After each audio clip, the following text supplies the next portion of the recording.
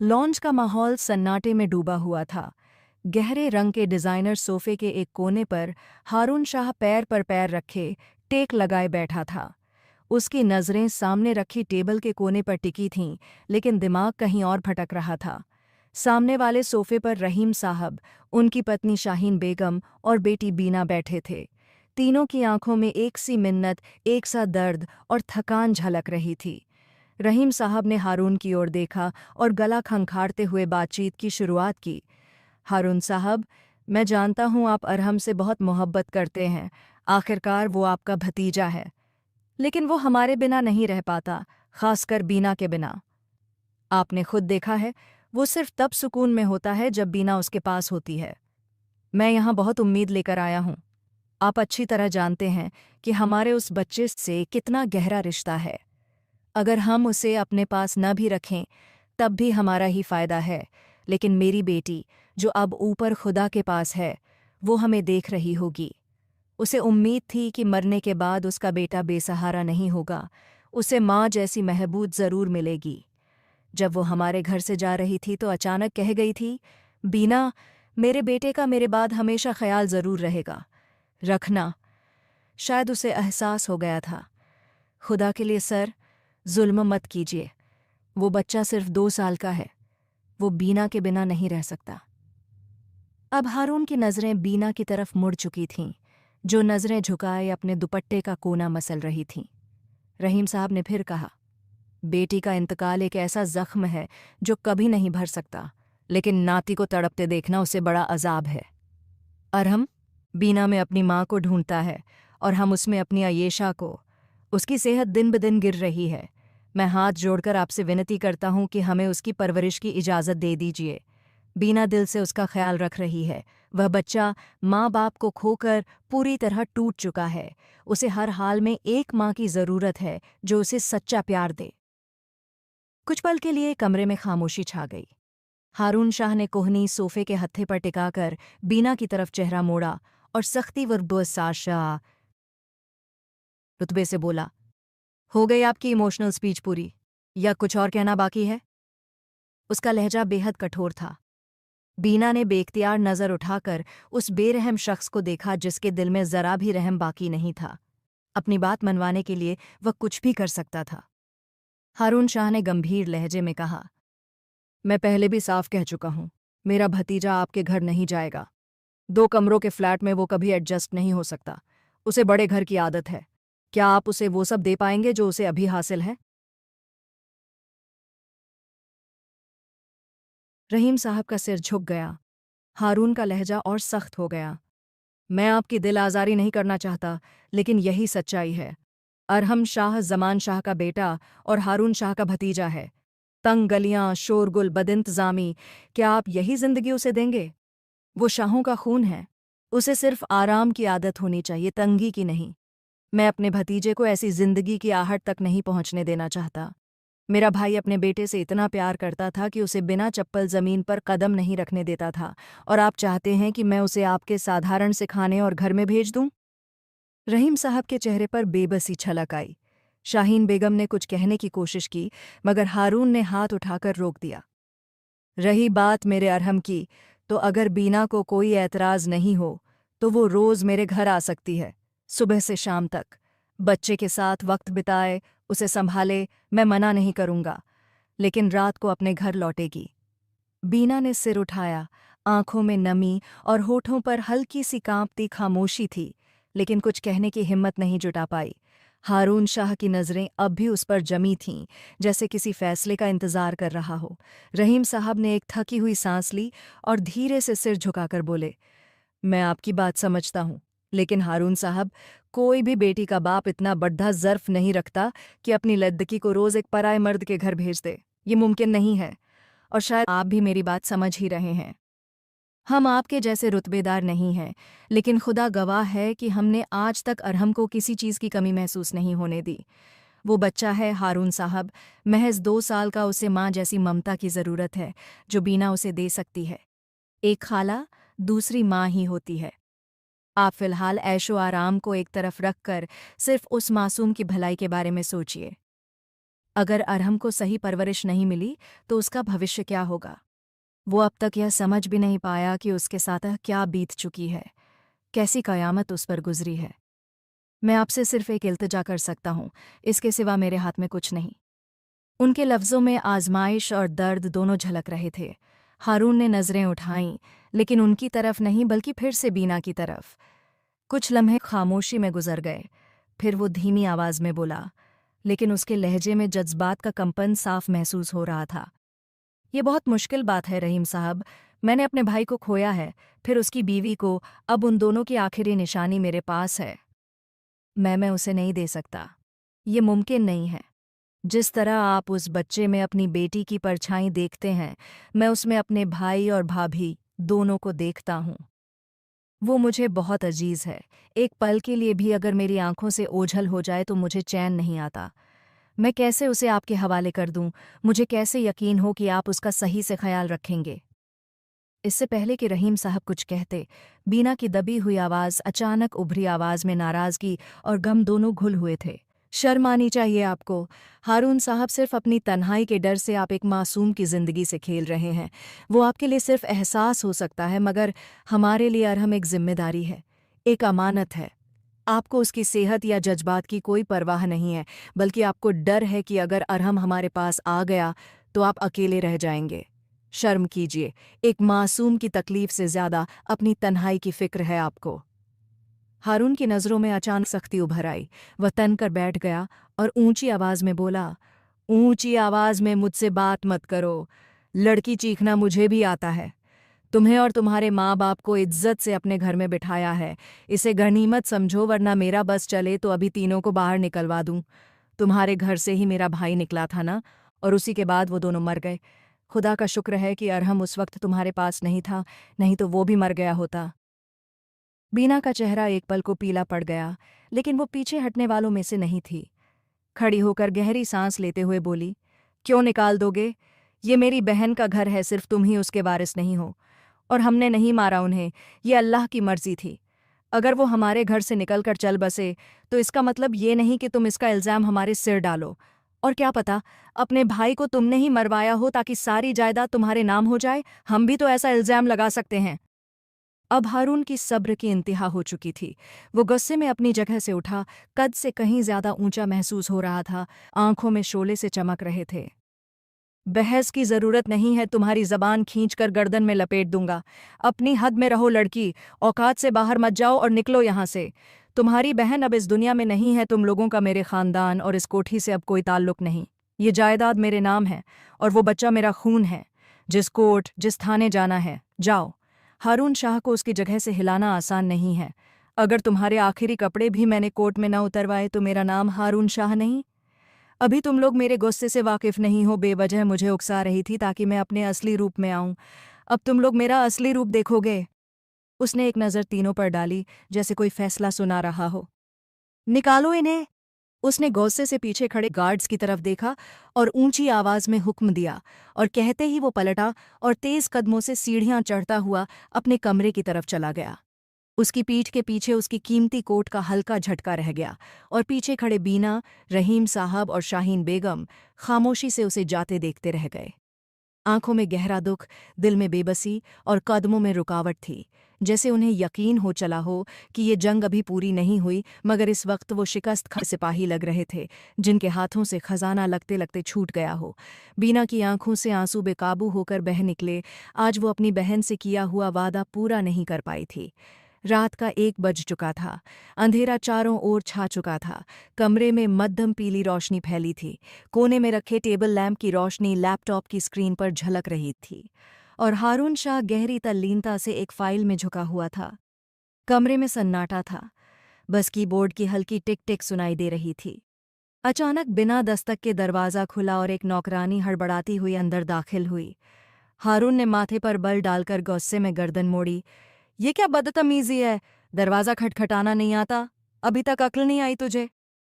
लेकिन इससे पहले कि वह कुछ और कहता, नौकरानी कांपती आवाज़ में बोल उठी, साहब, अरहम बाबा की तबीयत अचानक बहुत बिगड़ गई है।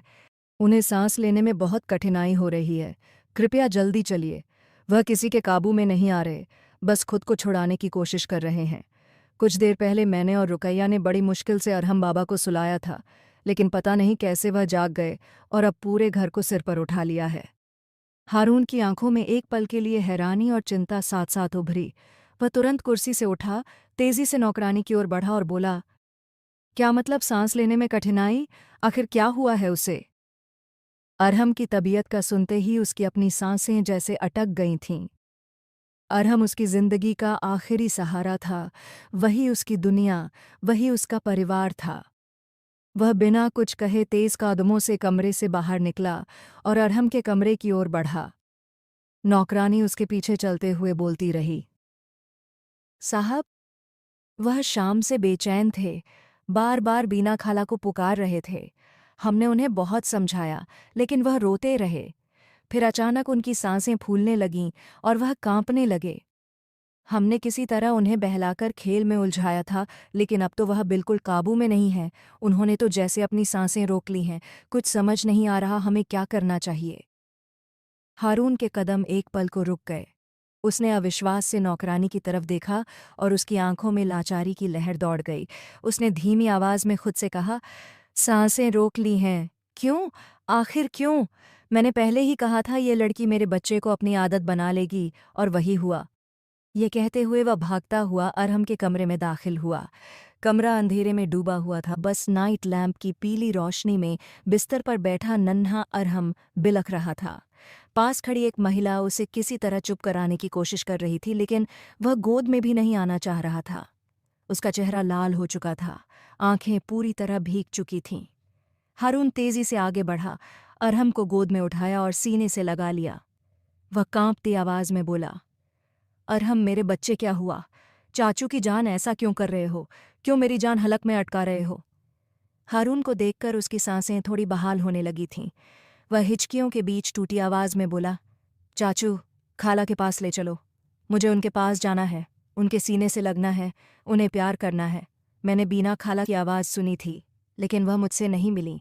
मुझे खाला के पास जाना है, मुझे बीना खाला चाहिए। मम्मा भी नहीं है, बस खाला चाहिए। उसकी तुतलाती आवाज़ में जो दर्द और बेबसी थी, उसने हारून के दिल को चीर कर रख दिया। वह उसकी पीठ थपथपाते हुए बोला, कुछ नहीं होगा, चाचू तुम्हारे साथ हैं। लेकिन अरहम ने आंखें बंद करके सिर हिलाया और बोला, नहीं, मुझे सिर्फ खाला के पास जाना है। उसका चेहरा लाल हो चुका था, होंठ बाहर निकले हुए थे और आंखें सूज चुकी थीं। हारून की नज़रें कुछ पल के लिए खालीपन में खो गईं। उसके बाहों में कांपता यह छोटा सा शरीर जैसे उसकी पूरी जिद को तोड़ रहा था। उसका सारा अहंकार, कठोरता और आत्माभिमान जैसे उस पल पिघलने लगे थे। वह व्यक्ति जिसे एक बार मना कर देता, फिर दोबारा उस दिशा में देखना भी पसंद नहीं करता था, आज अपने ही खून के सामने पूरी तरह हार चुका था। बिना कोई जवाब दिए वह अरहम को सीने से लगाए कमरे से बाहर निकल आया। उसके कदम तेज थे और चेहरा शांत लेकिन गंभीर। नौकरानी ने चौंक कर पूछा, साहब, कहाँ ले जा रहे हैं आप उसे? हारून ने बस इतना कहा, वहां जहां उसे सुकून मिलेगा, और फिर सीढ़ियों की ओर बढ़ गया। अरहम के आंसू अब भी उसके कुर्ते को भिगो रहे थे और हारून की पकड़ और मजबूत होती जा रही थी, जैसे वह अब खुद से भी ज्यादा अरहम को बचाने की कसम खा चुका हो। रात काफी हो चुकी थी, लेकिन हारून को उसकी कोई परवाह नहीं थी। उसे बस अपने भतीजे का सुकून चाहिए था, और वह सुकून सिर्फ उसकी खाला के पास था, जिसके सामने झुकने में अब उसे कोई हिचकिचाहट नहीं थी।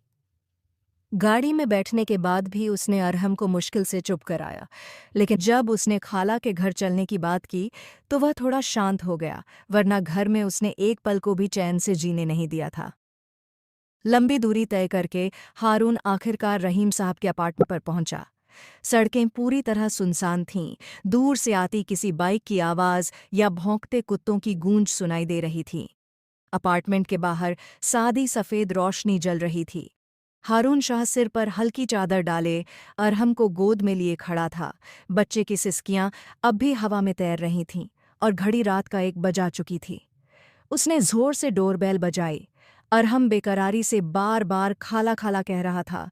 उसकी तड़प देखकर हारून का गुस्सा 7वें आसमान पर पहुंच चुका था।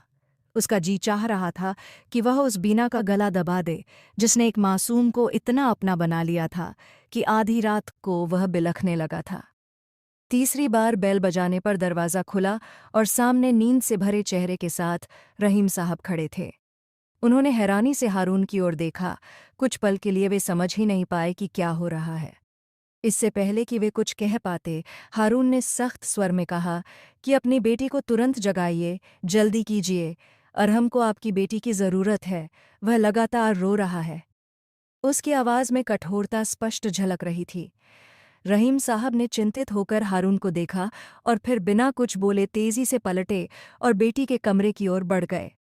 वे दरवाजे के पास पहुंचे और हड़बड़ी में दरवाज़ा खटखटाया, बेटी को पुकारा और कहा कि बाहर आओ, अरहम आया है। वे बार बार पीछे मुड़कर हारून को देख रहे थे, जो उनके छोटे से घर में बेचैनी से खड़ा था।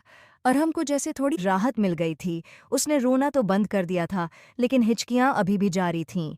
उसकी निगाहें कमरे के दरवाजे पर लगी थीं, मानो इंतजार कर रहा हो कि कब उसकी खाला बाहर आए और उसे अपनी बाहों में भर ले। दूसरी दस्तक पर ही दरवाज़ा खुला और बीना आंखें मलती, उलझे बालों के साथ बाहर निकली। लेकिन जैसे ही उसने अरहम को हारून की गोद में रोते हुए देखा, उसकी नींद और उलझन सब एक पल में गायब हो गई।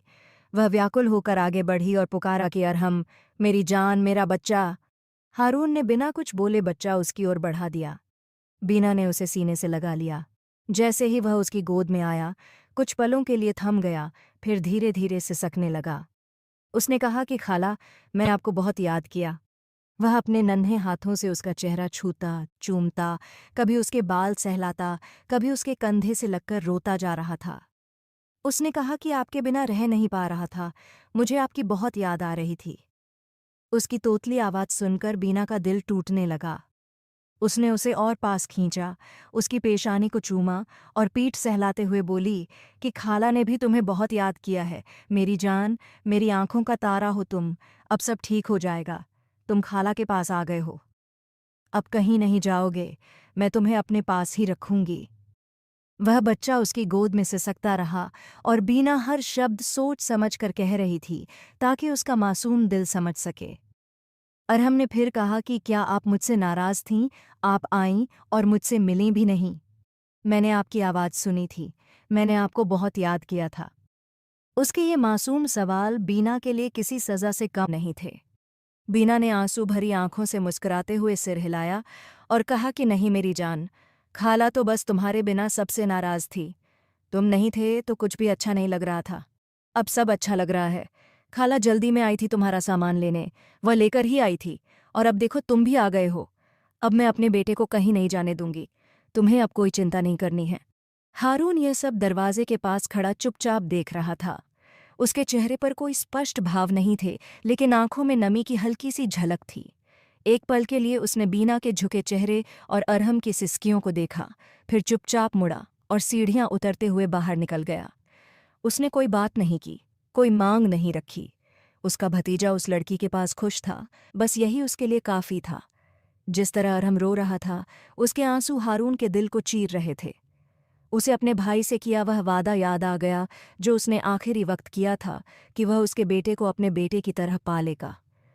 अगर वह उस बच्चे को सुकून नहीं दे पाया तो वह वादा अधूरा ही रह गया। वह चाहता तो अब भी कुछ कह सकता था, कुछ मांग सकता था, लेकिन उसमें अब हिम्मत नहीं बची थी। दरवाजे के अंदर रोशनी और सुकून था और बाहर हारून की अकेली पीठ थी। वह गाड़ी में बैठा तो उसकी हालत विचित्र सी थी। उसने अपनी आंखें बंद कर खुद को संभाला, लेकिन धीरे धीरे उसके दिल को सुकून मिलने लगा, क्योंकि अरहम खुश था। समय धीरे धीरे बीतता जा रहा था। सूरज अपनी पूरी चमक के साथ उग चुका था और सुबह की रोशनी पूरे घर में फैल चुकी थी। पर्दों से छनकर आती सूर्य की किरणें डाइनिंग एरिया को प्राकृतिक उजास से भर रही थीं। हारून शाह नाश्ते में व्यस्त था, पर उसका ध्यान थाली पर नहीं था। वह किसी गहरी सोच में उलझा हुआ था। हाथ से चम्मच चल रहा था, पर मन कहीं और भटक रहा था। रात भर वह बेचैन रहा था। अरहम को वहां शांति से देखकर उसे सुकून तो मिला, लेकिन एक बात उसके मन को लगातार कचोट रही थी। रात भर वही बात सोचते सोचते उसका दिल घबराहट से भरा रहा। अब भी उसकी सोचों का केंद्र अरहम और उसकी खाला ही थीं। कुछ समय बीता और बुआ जी चाय की ट्रे लेकर धीरे से मेज पर रखती हुई बोलीं, अरहम बाबू जाग गए हैं, ताकि मैं जाकर उनका डायपर बदल सकूं और उन्हें दूध पिला सकूं। वह नाश्ते की मेज़ को संवारते हुए बोल रही थीं। हारून ने एक क्षण को नजरें उठाईं, फिर सिर हिला दिया। बुआ जी, जिन्हें घर के सभी लोग बहुत सम्मान देते थे, हमेशा से इस घर का हिस्सा थीं। उनके चेहरे पर उम्र की रेखाएं थीं, लेकिन व्यवहार में गजब की नम्रता थी। हारून की आवाज में चिंता साफ झलक रही थी। बुआ, बैठो, एक बात करनी है। रईसा बेगम ने थोड़ा आश्चर्य से उसकी ओर देखा, फिर चुपचाप पास की कुर्सी पर बैठ गईं। वह भले ही घरेलू सहायिका थीं, पर घर के लोग उन्हें परिवार का सदस्य ही मानते थे, खास तौर पर जमान और हारून। कमरे में कुछ पल की चुप्पी छाई रही। हारून को समझ नहीं आ रहा था कि बात कहाँ से शुरू करे। कुछ देर की खामोशी के बाद रईसा बेगम ने हाथ अपने हाथ में लिया और स्नेह भरे स्वर में बोलीं, बोलो बेटा, क्या बात है? मैं तुम्हारी माँ जैसी हूँ, घबराओ मत।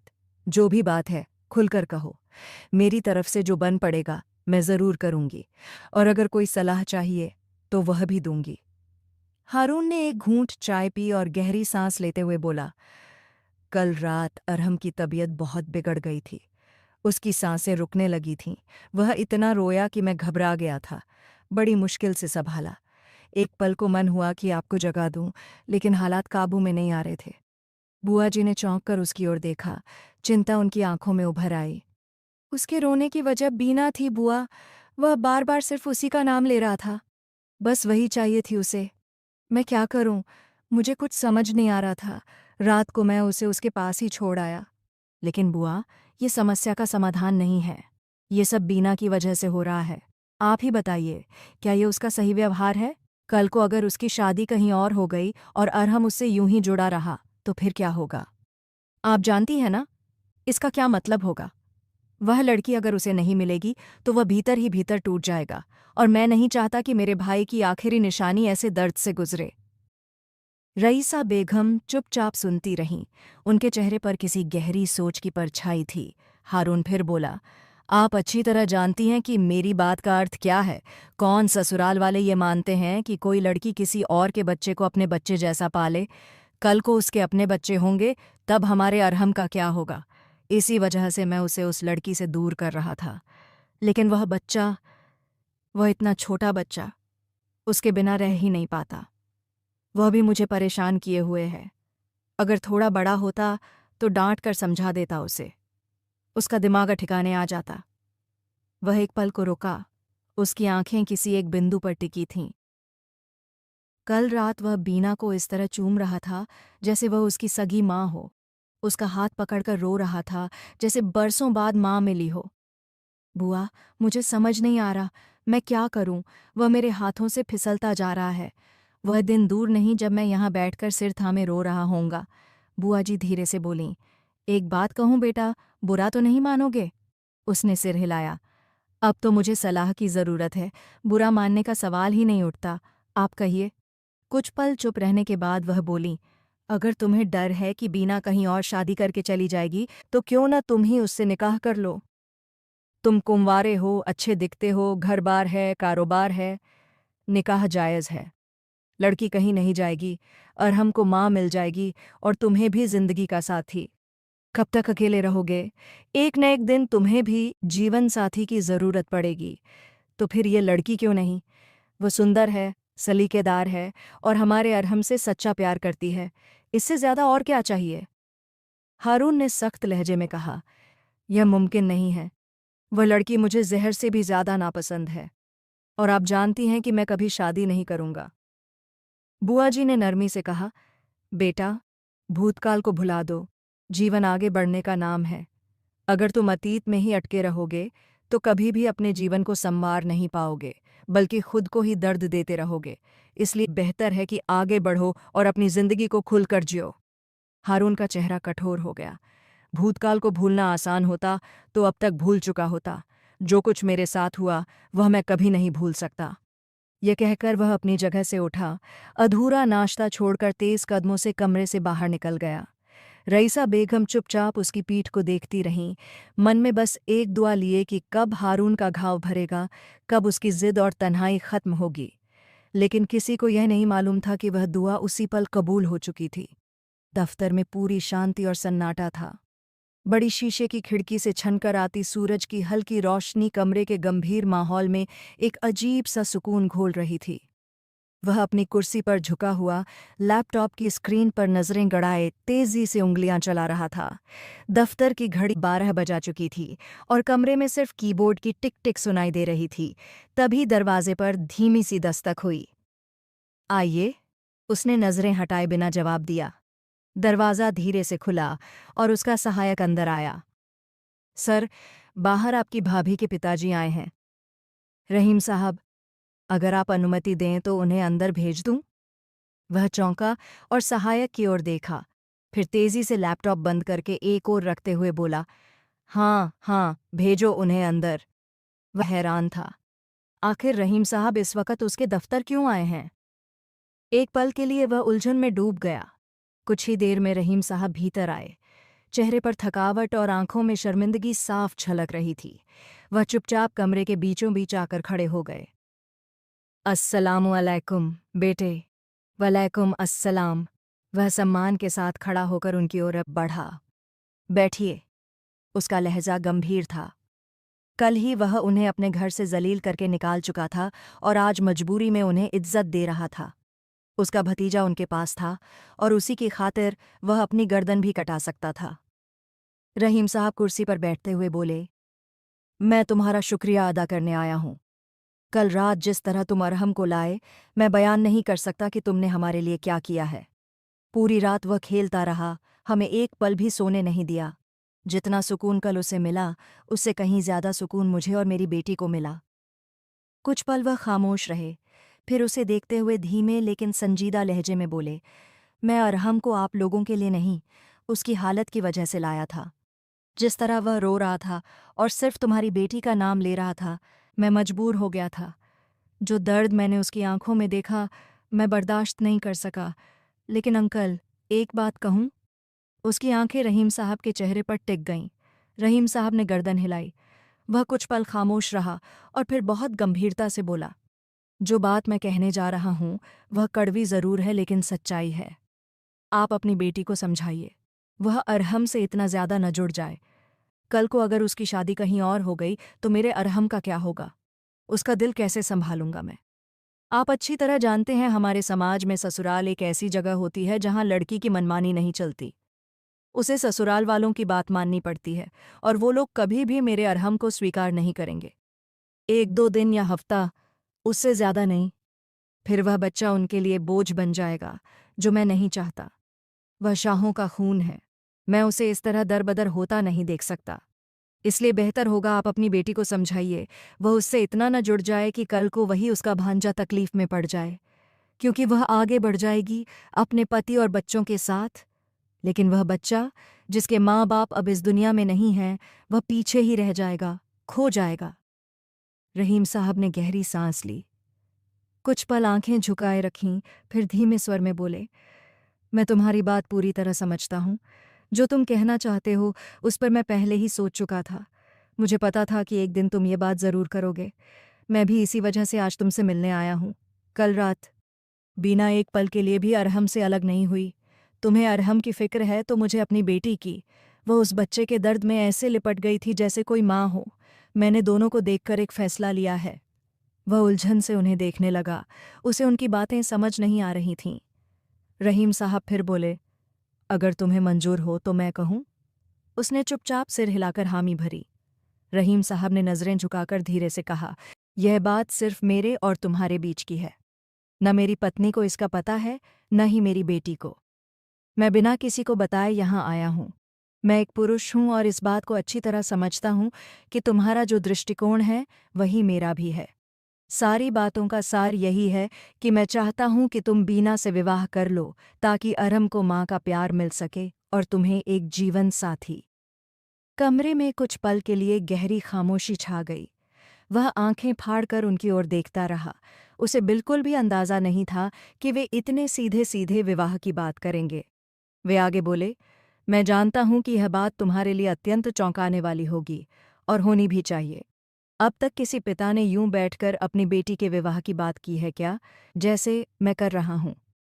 एक पिता होने के नाते यह बात मुझ पर शोभा नहीं देती कि मैं स्वयं अपनी बेटी का रिश्ता लेकर आऊं, लेकिन मैं अपनी बेटी और नाती के हाथों मजबूर हूं। उन्होंने एक गहरी सांस ली, मानो दिल का बोझ हल्का करना चाह रहे हों। बीना अरहम की वजह से कहीं और विवाह नहीं करेगी, यह बात उसने अपनी बहन के निधन के तुरंत बाद ही कह दी थी। उसने स्पष्ट रूप से कहा था कि वह कभी विवाह नहीं करेगी, बल्कि अरहम को पुत्र की भांति पालेगी और एक बहन होने का कर्तव्य निभाएगी। मैंने बहुत प्रयास किए उसे समझाने के, हर तरह से उसे मनाने की कोशिश की, पर वह अपने फैसले पर अडिग रही। उसका कहना है कि यदि मैं विवाह करूंगी तो अपनी बहन के साथ धोखा करूंगी। माँ के बाद मामी ही होती है, जिसे भांजे भांजियों को अपनी संतान समझकर पालना चाहिए। मेरे लिए अरहम मेरी संतान है और हमेशा रहेगा। हमारे बीच कोई नहीं आ सकता, इसलिए मैं कभी भी किसी को अपने जीवन में शामिल नहीं करूंगी।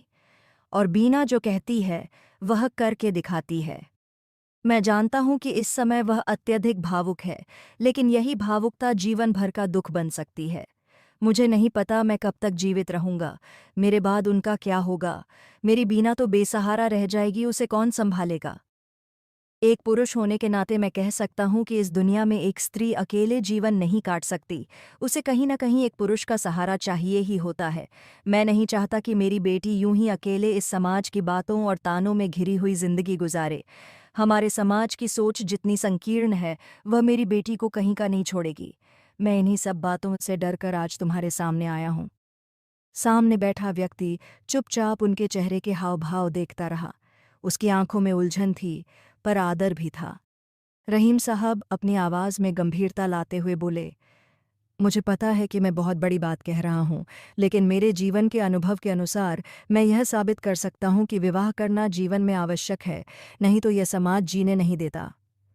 आज यदि वह अरहम के लिए यह कदम उठा ले, और भविष्य में यदि अरहम उसे अकेला छोड़ दे, तो मेरी बेटी कहाँ जाएगी, किसके द्वार जाकर रोएगी। उसका तो हमारे अलावा कोई नहीं है, और मुझे यह भी नहीं पता कि मैं कल रहूंगा या नहीं। मेरी बच्ची का क्या होगा। अब उनकी आवाज़ कांपने लगी थी, पलकों पर नमी उभर आई थी। हो सकता है कि मैं स्वार्थी लगूं, लेकिन क्या यह गलत है। हर पिता अपनी बेटी की भलाई चाहता है, उसके भविष्य की चिंता करता है, और मैं भी वही कर रहा हूं। मैं अपनी एक संतान को खो चुका हूं, अपने ही हाथों उसे दफना चुका हूं। मुझ में हिम्मत नहीं कि अपनी दूसरी बेटी की जिंदगी को अपने हाथों से बर्बाद कर दूं। अब मेरे पास सिर्फ एक बेटी बची है, और मैं चाहता हूं कि कम से कम वह सुखी रहे। सामने वाला व्यक्ति अपनी उंगलियां आपस में मरोड़ता रहा। उसके जहन में बुआ जी की बातें गूंज रही थीं, जिन्होंने कहा था कि अगर सच्चा प्रेम है तो त्याग देना सीखो। और आप? रहीम साहब थोड़े झुककर बोले, आप भी तो अरहम से बहुत प्रेम करते हैं, तो क्या आप उसके लिए यह बलिदान नहीं दे सकते? क्या यह रिश्ता स्वीकार कर एक बेटी की जिंदगी संवारना उस प्रेम का हिस्सा नहीं है? अगर आपको अपने भतीजे से प्रेम है, तो कीजिए मेरी बेटी से विवाह। आपका भतीजा कभी अकेला नहीं होगा, उसे कभी भी अकेलापन महसूस नहीं होने दिया जाएगा। उसकी जिंदगी में कोई और पुरुष कभी नहीं आएगा। मेरी बेटी जीवन भर आपके और अरहम के साथ रह सकती है, बस आप उसे एक वैध रिश्ता बना लीजिए। पल भर को चारों ओर गहरा सन्नाटा छा गया, जैसे हवा भी ठहर गई हो। दरवाजे की दरारों से धीमी हवा भीतर आ रही थी। सामने बैठा व्यक्ति अपनी जगह से थोड़ा हिला, उसने सिर उठाया, आंखों में दृढ़ निश्चय था, होंठ धीरे से हिले। ठीक है, वह शांत स्वर में बोला, लेकिन आवाज में मजबूती थी। रात को आकर आपसे विधिवत रिश्ता मांगूंगा, तैयारी कर लीजिए, मुझे यह रिश्ता स्वीकार है। उसने क्षणों में निर्णय ले लिया था। रहीम साहब की बात बिल्कुल सही थी। वह भले ही अपने भतीजे के लिए स्वार्थी हो रहा था, पर उस लड़की के विषय में भी सोच रहा था, जो अपनी पूरी जिंदगी एक भतीजे के लिए कुंवारी बैठी रहेगी। उसे विवाह नहीं करना था, लेकिन वह एक स्त्री थी और उसकी शादी होना बहुत आवश्यक था। एक पुरुष अकेला इस दुनिया में जीवित रह सकता है, लेकिन एक महिला कभी नहीं। उसे किसी न किसी मोड़ पर एक पुरुष की आवश्यकता होती ही है। रहीम साहब का चेहरा अचानक नरम हो गया। जो बात वे समझाना चाहते थे, वह बात सामने बैठा व्यक्ति समझ चुका था। उन्होंने अनायास ही अपने रब का शुक्र अदा किया। उन्हें ऐसा महसूस हुआ जैसे उनके सीने पर रखा कोई भारी पत्थर हटा दिया गया हो। वे अनायास खड़े हो गए। उनकी आंखों में कृतज्ञता थी। धन्यवाद, बहुत धन्यवाद बेटे। यह कहकर वे चुपचाप कमरे से बाहर निकल गए। दरवाज़ा बंद हो गया, लेकिन कमरे में एक निर्णय, एक बलिदान और एक नया रिश्ता जन्म ले चुका था। उनके जाने के बाद उसने अनायास ही एक गहरी सांस ली। रात के समय रहीम साहब के फ्लैट का लॉन्ज रोशन था। हारून शाह सोफे पर बैठा गहरी सोच में डूबा हुआ था। उसकी आंखों में एक अनपेक्षित निर्णय की झलक थी। सामने बीना जमीन पर बैठी थी। अरहम उसकी गोद में खेलते हुए अपनी ही मासूम दुनिया में मग्न था। कमरे में सन्नाटा था। केवल अरहम की हल्की हंसी और खिलखिलाहट सुनाई दे रही थी। उसी सन्नाटे को तोड़ते हुए उसकी आवाज़ उभरी, जो धीमी किंतु दृढ़ थी। मैंने निर्णय ले लिया है। यदि आप लोग चाहते हैं कि अरहम हमारे साथ समय बिताए तो इसका एक ही हल है कि मेरी और बीना की शादी करवा दी जाए। बीना ने चौंक कर सिर उठाया। उसकी आंखों में हैरानी और अविश्वास था। वह जैसे स्थिर हो गई थी। क्या? उसके होठों से बस यही एक शब्द निकला, लेकिन वह कुछ और कहती उससे पहले ही रहीम साहब तुरंत बोले, मुझे मंजूर है, मैं तैयार हूं। बीना ने तेजी से रुख मोड़ा, जैसे वह उस माहौल से निकल जाना चाहती हो। मगर मुझे मंजूर नहीं है बाबा। उसका लहजा मजबूत और स्पष्ट था। मैं इनसे शादी नहीं करना चाहती। हमारी कभी बनी ही नहीं और ना ही कभी बनेगी। वह चुपचाप उसे देख रहा था, फिर धीरे से ठंडे स्वर में बोला, तो फिर याद रखना, अगर तुमने अरहम से मिलने की कोशिश की या वह तुम्हारे लिए रोया तो मैं कोर्ट में केस कर दूंगा। पुलिस तुम्हारे पिता को उठा ले जाएगी। जब जेब में पैसा होता है तो किसी भी बात पर केस किया जा सकता है। बीना ने हैरानी और दुख से भरी नज़रों से उसे देखा, जैसे उसकी बातों ने उसका दिल छलनी कर दिया हो। निकाह करोगी या यह डील फाइनल करोगी? उसकी आंखें नम हो गईं। वह अनायास बोल पड़ी, बहुत जालिम हो तुम। जालिम नहीं, दरिंदा हो। एक छोटे बच्चे को अपने स्वार्थ के लिए इस्तेमाल कर रहे हो। उसने एक पल के लिए नजरें झुका लीं, जैसे थकान और बेबसी उस पर हावी हो गई हो। फिर होंठ भींचकर बोला, इस छोटे बच्चे की खातिर ही तुम्हें स्वीकार कर रहा हूं। मुझे तुमसे कोई लगाव नहीं और न ही मुझे शादी की आवश्यकता है। मैं केवल अरहम के लिए यह निकाह कर रहा हूं। कमरे में खामोशी छा गई थी। केवल अरहम की आवाज़ें बाकी थीं। बीना ने कुछ पल गहरी सांस ली, फिर आंखें बंद करके बोलीं, केवल अरहम के लिए हाँ कह रही हूं, वरना तुम्हारा चेहरा तक देखना गवारा नहीं। उसने तंजिया लहजे में जवाब दिया, और मुझे भी कोई शौक नहीं है तुम्हारा चेहरा देखने का। मैं भी नहीं देखना चाहता तुम्हें। उसकी बात ने बीना को अंदर तक जला दिया। वह गुस्से में खड़ी हुई और तेज कदमों से भीतर चली गई। पीछे रहीम साहब ने संतोष से सिर हिलाया, फिर गंभीरता से उसकी ओर देखकर बोले, धन्यवाद। हारून ने बस सिर हिलाया। चेहरे पर कोई भाव नहीं था। कमरे में फिर से खामोशी छा गई, लेकिन इस बार यह खामोशी भीतर की लड़ाई की गवाही दे रही थी। एक हफ्ते बाद कमरे में खामोशी थी, ऐसी खामोशी जो दिल की धड़कनों को भी साफ सुनाई दे। लॉन्च सादा मगर साफ सुथरा सजाया गया था। दीवारों पर सफ़ेद पर्दे, नीचे नीले कालीन पर फूलों की कुछ पंखुड़ियां बिखरी हुई थीं। बीच में एक लंबा सोफा रखा गया था, जिस पर वे दोनों एक दूसरे के बराबर बैठे थे। दोनों के बीच कुछ सेंटीमीटर की दूरी थी, मगर दिलों के बीच अनकही बहुत सी बातें थीं।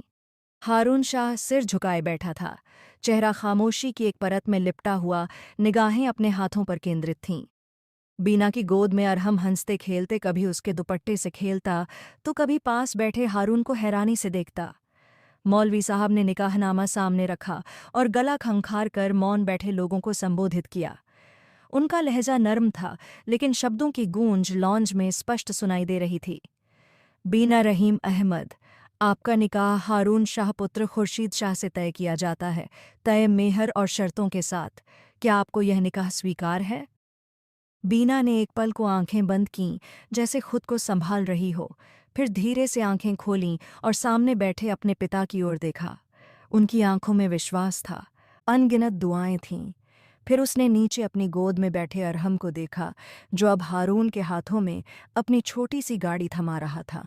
कुछ क्षण चुप रहने के बाद उसने सिर झुकाया और कहा, स्वीकार है। मौलवी साहब ने वही सवाल फिर से दोहराया और उसी गंभीर लहजे में उत्तर मिला, स्वीकार है। तीसरी बार भी उसी गरिमा, संजीदगी और शांत स्वीकृति के साथ वह बोली, स्वीकार है। अब मौलवी साहब ने निगाह उठाकर हारून की ओर देखा। हारून ने आंखें बंद करके एक गहरी सांस ली, जैसे वह जीवन के एक नए अध्याय में प्रवेश कर रहा हो। फिर उसने सीधी नज़र मौलवी साहब की तरफ की और गहरे स्वर में बोला, मैं स्वीकार करता हूँ। तीनों बार वही वाक्य उसकी जबान से उतनी ही संजीदगी से निकला जैसे बीना ने कहा था। पीछे बैठे सभी घरवाले गवाह बने, दिलों में अनेक भावनाएं लिए ये क्षण देख रहे थे। किसी के होंठों पर मौन दुआ थी, किसी की आंखों में नमी। बीना के पिता ने धीरे से सिर झुकाकर आंखें मूंद लीं, जैसे मन का कोई बोझ उतर गया हो। अरहम ने अचानक जोर से तालियां बजाईं तो कमरे में एक पल को हल्की सी हंसी की लहर दौड़ गई। हारून ने अनायास उसकी ओर देखा और पहली बार निकाह के दौरान उसके होंठ हिले। एक हल्की मुस्कान आई जो पल भर में गायब हो गई। यह निकाह केवल दो व्यक्तियों का नहीं था, बल्कि एक नई शुरुआत थी। एक बच्चे के भविष्य की रक्षा और एक पिता की बेचैनी की स्वीकृति थी। यह चुपचाप बंधी एक डोर थी जिसे समय शायद रिश्ते में बदल दे। निकाह के बाद सादगी से रुखसती हो गई। कमरे में हल्की धीमी रोशनी थी, छत का पंखा धीरे धीरे घूम रहा था, जो वातावरण में मौन का एहसास करा रहा था। जैसे ही हारून शाह ने कमरे में कदम रखा, उसकी नज़र पलंग पर पड़ी, जहां बीना अरहम को अपने सीने से लगाकर सुला रही थी। छोटे से शरीर पर सफ़ेद कपड़ा ढका था और बीना की थकी थकी आंखें उसी पर जमी थीं। वह अब भी कुछ ही कदम आगे बढ़ा था कि बीना ने होंठों पर उंगली रखते हुए धीरे से कहा, चुप रहें, अरहम अभी अभी सोया है। हारून की नज़र उसके चेहरे पर थम गई। एक क्षण के लिए बिना कुछ कहे उसने सिर हिलाया और धीरे से सोफे की ओर बढ़ा, फिर धीरे से बैठ गया। कमरे में एक अजीब सी खामोशी छा गई थी। केवल अरहम की धीमी सांसों की आवाज़ थी, जो दोनों के बीच की किसी भी बातचीत से अधिक प्रभावी थी। कुछ क्षण बाद बीना सावधानी से बिस्तर से उठी, अरहम के चेहरे पर हाथ फेरती हुई धीरे धीरे कदम रखते हुए सोफे के पास आ गई। वह चुपचाप उसके बगल में बैठ गई, जैसे किसी सोच में डूबी हो। हारून ने उस पर एक सरसरी नज़र डाली, लेकिन कुछ नहीं बोला। बीना की आवाज़ कोमल किंतु स्पष्ट थी। मैं आपसे एक सौदा करना चाहती हूँ। हारून ने गंभीरता से उसकी ओर देखा और संक्षेप में कहा, सौदा? कैसा सौदा? वह बात शुरू करती, इससे पहले ही हारून बोला, एक सेकंड, मैं समझ गया तुम क्या कहना चाहती हो। किसी भी प्रकार के सौदे की आवश्यकता नहीं है। बीना की आंखों में क्षण भर के लिए हैरानी की झलक उभर आई। हारून ने आगे कहा, मुझे तुमसे कोई लेना देना नहीं है। तुम इस घर में केवल अरहम के लिए हो, उसी पर ध्यान दो। उसकी आवाज़ में न सख्ती थी न नरमी, बस एक स्पष्ट सीमा थी जो वह खींच चुका था। तुम पर या तुम्हारे शरीर पर मेरी कोई दृष्टि नहीं है, इसीलिए मेरी तरफ से निश्चिंत रहो। यह कहते ही वह उठ खड़ा हुआ। बीना का चेहरा सुन्न पड़ गया था। वह कुछ क्षण उसी मुद्रा में बैठी रही, जैसे किसी की बात ने उसके मन पर चुपचाप चोट की हो। हारून चुपचाप वॉशरूम की ओर बढ़ा। दरवाज़ा बंद हुआ और रोशनी बुझ गई। बीना ने एक नज़र बंद दरवाजे की ओर डाली, फिर धीरे से मुंह बनाकर बड़बड़ाई, आया बड़ा सड़ा हुआ बैंगन। फिर हल्के से मुस्कुरा दी, जैसे स्वयं को यह दिलासा दे रही हो कि कम से कम कोई इच्छाओं का बोझ लेकर नहीं आया। कमरे में फिर वही खामोशी छा गई, बस इस बार उसके भीतर कुछ और भी स्थिर हो गया था। समय धीरे धीरे बीतता जा रहा था। एक सप्ताह बीत चुका था और इस दौरान सब कुछ सामान्य प्रतीत हो रहा था, लेकिन हारून शाह के भीतर एक अनजानी बेचैनी पल रही थी। आज शाम जब वह घर लौटा तो लॉन्ज में कोई नहीं था। वह सीधे अपने कमरे की ओर बढ़ा, लेकिन जैसे ही गलियारा पार किया, उसकी नज़र कोने में खड़ी बीना पर पड़ी, जो दबे स्वर में किसी से फ़ोन पर बात कर रही थी। उसकी निगाहें इधर उधर भटक रही थीं, जैसे किसी से छिपकर बात कर रही हो। हारून के कदम नहीं रुके। वह तेज़ी से उसकी ओर बढ़ा। बीना ने जैसे ही उसे आते देखा, तुरंत फ़ोन बंद किया और मोबाइल जेब में रखने लगी, लेकिन हारून पहले ही काफ़ी पास आ चुका था। क्या कर रही हो यहाँ पर? उसकी आवाज़ कड़ी थी। फ़ोन दिखाओ, किससे बात कर रही थी तुम? बीना ने मुश्किल से स्वयं को संभाला और फ़ोन छुपाने लगी। मैंने कहा, फ़ोन बाहर निकालो। हारून की गरजती हुई आवाज़ सुनकर वह कांप गई। उसके चेहरे पर हवाइयाँ उड़ने लगीं। हारून के क्रोध में कोई कमी नहीं आई। उसने झपट कर उसका बाजू पकड़ा और घसीटता हुआ अपने कमरे की ओर ले गया। दरवाज़ा बंद करते ही वह और भी उग्र हो गया। तुम्हें क्या लगता है, निकाह के बाद भी मैं लिहाज करूंगा? कौन था फ़ोन पर और मुझसे क्यों छुपा रही थी? बीना के हाथों में अब भी मोबाइल था, जिसे वह कसकर पकड़े खड़ी थी। हारून ने झटके से उसे छीनने की कोशिश की, लेकिन प्रतिरोध में बीना का दुपट्टा एक ओर हुआ और फिर उसकी कमीज का गला फट गया। दोनों कुछ क्षणों के लिए स्थिर रह गए। हारून का गुस्सा जैसे किसी ने पानी डालकर बुझा दिया हो। उसकी निगाहें अब बीना के चेहरे पर थीं, जो आंखों में आंसू लिए फटी कमीज का गला थामे खड़ी थी। बहुत ही बदतमीज हैं आप, वह टूटी हुई आवाज में बोली। अम्मी से बात कर रही थी मैं। हारून की निगाहें झुक गईं। तो मुझसे क्यों छुपा रही थी? वह अब धीमे लहजे में बोला। इसलिए कहीं आपको ये न लग जाए कि यहां रहकर मैंने अपनी मां से बात क्यों की। एक गहरी खामोशी पूरे माहौल में छा गई। बीना ने चेहरा मोड़ा और धीमे स्वर में बोली, हटिए यहां से, मुझे कपड़े बदलने हैं। हारून एक ओर हट गया। वह चुपचाप वॉशरूम में चली गई। दरवाज़ा बंद होते ही हारून लंबे कदमों से सोफे की ओर बढ़ा, खुद को उस पर गिरा लिया और आंखें मूंद लीं। कमरे में अब बस पंखे की आवाज़ थी, पर उसके भीतर ज़मीर की हलचल थी, शर्मिंदगी और उस अविश्वास का शोर जो उसे भीतर से तोड़ रहा था। वॉशरूम से निकलते ही बीना की नज़र हारून पर पड़ी, जो अब भी उसी स्थिति में गुमसुम बैठा था। वह क्षण भर को रुकी, फिर बिना आंख मिलाए तेज कदमों से आगे बढ़ने लगी, लेकिन जैसे ही वह पास से गुजरी, हारून ने झिझकते हुए उसका हाथ थाम लिया। इस बार उसकी पकड़ में वह सख्ती नहीं थी जो बीना पहले महसूस कर चुकी थी, बल्कि यह एक नर्म, संकोच और पश्चाताप से भरी हुई थी। बैठो, मुझे तुमसे कुछ बात करनी है। वह स्वयं उसे अपने पास सोफे पर बिठा चुका था। बीना आश्चर्य से उसका चेहरा देखने लगी, लेकिन कुछ कहे बिना बैठ गई। कमरे की फिजा में खामोशी थी, सिर्फ दीवार घड़ी की टिक टिक सुनाई दे रही थी। हारून ने आंखें झुकाकर धीमे से कहा, अभी के लिए माफ करना। दरअसल मेरा अतीत कुछ ऐसा था, इसी वजह से मैंने तुम पर शक कर लिया। मुझे माफ कर दो। ये पहली बार था जब वह किसी से इतनी विनम्रता से क्षमा मांग रहा था। कुछ पल बीत गए। बीना ने गहरी सांस ली और नरमी से बोली, अगर तुम्हें बुरा न लगे तो क्या तुम मुझसे अपना अतीत साझा कर सकते हो? हम एक ही कमरे में रहते हैं, एक बच्चे की जिम्मेदारी बांट रहे हैं, तो दुख भी बांट सकते हैं ना? जब वह झुक रहा था तो वह भी एक कदम आगे बढ़ सकती थी। हारून ने उसकी बात पर सिर उठाया। उसकी नज़रों ने कुछ पल उसके चेहरे पर विश्राम किया, फिर वह धीरे से बोला, मैं किसी से बेहद मोहब्बत करता था, पर वह मेरी मोहब्बत की कद्र न कर सकी। उसने मेरे ही सबसे अच्छे दोस्त के साथ रिश्ता बनाकर मेरे सामने मेरी आत्मा को रौंद कर छोड़ दिया। उसकी आवाज़ में दर्द था, आंखों में अधूरी टीस। तुम जानती हो, मुझे पता है वो अब कहाँ है, किसके साथ है। मैं चाहता तो उनका पीछा कर सकता था, लेकिन नहीं किया, क्योंकि मैं कमज़ोर नहीं था, थक चुका था। वह क्षण भर रुका, जैसे शब्द गले में अटक गए हों। फिर बोला, जो लड़की सिर्फ मंगेतर थी, वह ये कर सकती थी, तो शादी के बाद क्या नहीं कर सकती थी? इसीलिए मैंने तय किया कि अब किसी को मौका नहीं दूंगा। बीना चुपचाप सुनती रही, फिर धीरे से उसके कंधे पर हाथ रखकर बोली, हमेशा याद रखना हारून शाह, हर लड़की एक जैसी नहीं होती। कुछ रिश्ते धोखा नहीं, सहारा होते हैं। यह कहकर वह खड़ी हो गई। हारून ने बस उसकी पीठ देखी, जो धीरे धीरे दरवाजे की ओर जा रही थी। अनायास उसके होठों से निकला, वाकई हर लड़की एक जैसी नहीं होती। अब कमरे में बस वह और उसकी सोचें थीं, पर जैसे अंधेरे में एक हल्की सी रोशनी दाखिल हो चुकी थी। समय की रफ्तार कभी रुकी है, न कभी रुकेगी। 1 महीना बाद बाग में हल्की हल्की हवा चल रही थी, पेड़ों की टहनियां मंद मंद झूल रही थीं और फूलों की खुशबू वातावरण में खुली हुई थी।